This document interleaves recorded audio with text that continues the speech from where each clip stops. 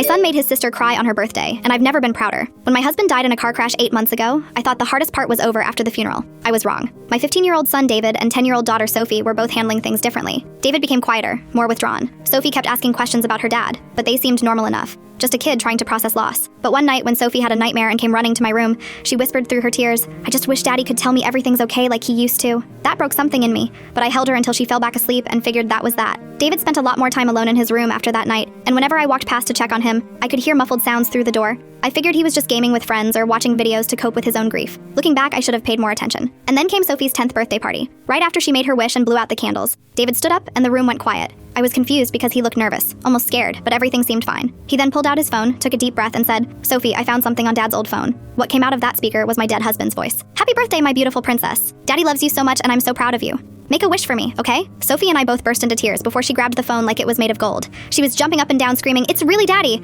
He remembered my birthday. The whole room was crying. Aunts, uncles, grandparents, everyone. But I knew immediately it wasn't Tom's voice. It was too perfect, too clear. And that's when I realized what David had been doing all those nights alone in his room. I found him later that night, sobbing in his bedroom, completely exhausted. All those muffled sounds I'd heard, he'd been practicing his father's voice for months. Every inflection, every pet name, every terrible joke Dad used to tell. David had been forcing himself through the pain of imitating someone he missed desperately, perfecting it until he could give his sister this one perfect moment. My 15-year-old son had sacrificed his own grieving process to preserve his little sister's heart. He carried this burden alone for months, just so Sophie could hear Daddy wish her happy birthday one more time. Sophie still doesn't know the truth, and honestly, I don't think she ever should.